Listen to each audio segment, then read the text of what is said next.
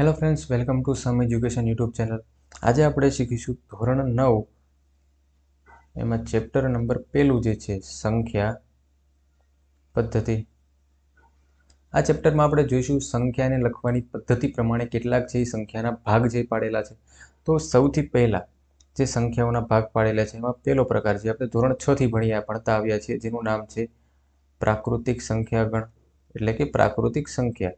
હવે પ્રાકૃતિક સંખ્યા છે ને કેપિટલ N વડે દર્શાવવામાં આવે છે, જેમાં બધી જ ધન સંખ્યાઓ એટલે કે 1, 2, 3, 4 આવી બધી સંખ્યાનો છે સમાવેશ થાય છે.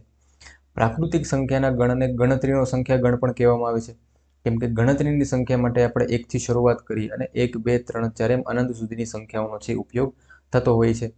હવે બીજો સંખ્યાગણ જે આવે છે જેને આપણે કહીશું પૂર્ણ સંખ્યાગણ. પૂર્ણ સંખ્યાને આપણે છે W વડે દર્શાવવામાં આવશે અને જેમાં બધી જ પ્રાકૃતિક સંખ્યા જે હશે 1, 2, 3, 4 સાથે 0નો સમાવેશ કરવામાં આવે તો નવો ગણ જે બને છે એને આપણે કહીશું પૂર્ણ સંખ્યા ગણ. પછી આગળ આવશે ત્રીજો ગણ જેને આપણે કહીશું પૂર્ણાંક સંખ્યાગણ. પૂર્ણાંક સંખ્યાગણ જેને Z વડે દર્શાવવામાં આવે છે. પૂર્ણાંક સંખ્યા એટલે કે બધી જ પૂર્ણ સંખ્યાની સાથે 0, 1, 2, 3 જેવી પૂર્ણ સંખ્યાઓની સાથે બધી જ માઇનસ સંખ્યાઓ એટલે કે -1, -2, -3, -4 થી અનંત સુધીની બધી ઋણ સંખ્યાઓ એનો સમાવેશ કરતા જે નવો સંખ્યાનો ગણ બને છે એને આપણે કહીશું પૂર્ણાંક સંખ્યા ગણ. પછી આગળ કે સમય સંખ્યા. સમય સંખ્યા મતલબ કે સમય સંખ્યાની વ્યાખ્યા યાદ રાખવાની કે જે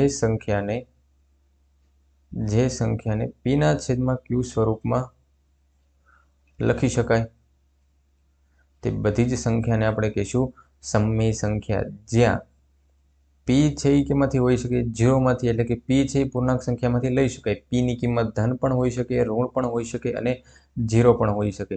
જ્યારે q is not equal to 0, q ની કિંમત z માંથી હોઈ શકે. q છે આપણે માઇનસ પણ લઈ શકીએ, ધન પણ લઈ શકીએ, પણ q ની કિંમત છે ક્યારેય 0 લઈ શકાય નહીં. અને છેલ્લે એક સંખ્યા આવે છે જેને આપણે કહીશું અસમય સંખ્યા. હવે અસમય સંખ્યા એટલે શું? તો કે જેમ આપણે કીધું કે જે સંખ્યાને p/q સ્વરૂપમાં લખી શકાય તેને સમય સંખ્યા કીધું. તો જે સંખ્યાને p/q સ્વરૂપમાં ન લખી શકાય અથવા લખી શકાય કે જે સંખ્યા સમય સંખ્યા નથી, તેને આપણે કહીશું અસમય સંખ્યા છે એ કહીશું. હવે જ્યારે સમય સંખ્યા અસમય સંખ્યા બંનેને ભેગી કરવામાં આવે, અમુક સંખ્યા છે એ સમય સંખ્યા હોઈ શકે, અમુક સંખ્યા અસમય સંખ્યા હોઈ શકે, આ બંનેને છે એ ભેગી કરવામાં આવે અને જે નવો ગણ બને એને આપણે કહીશું વાસ્તવિક સંખ્યાનો ગણ.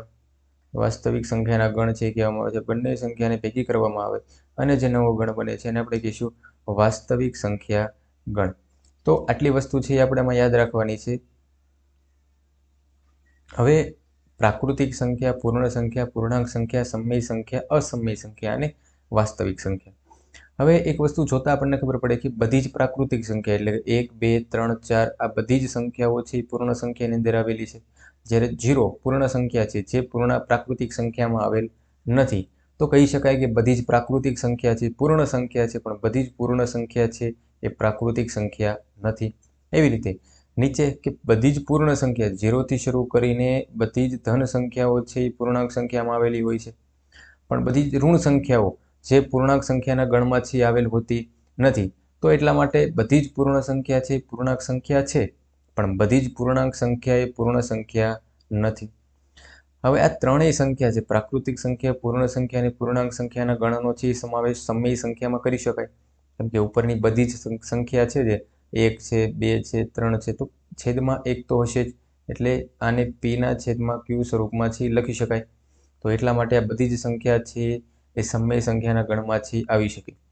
તો આ ક્રમ છે ઉપરથી નીચેની તરફ છે યાદ રાખવાનો કે ઉપરથી નીચેની તરફ સંખ્યા છે એકબીજાના ગણમાં આવી શકે, પણ ઉપરથી નીચેથી ઉપર છે એકબીજાના ગણમાંથી આવી શકે નહીં.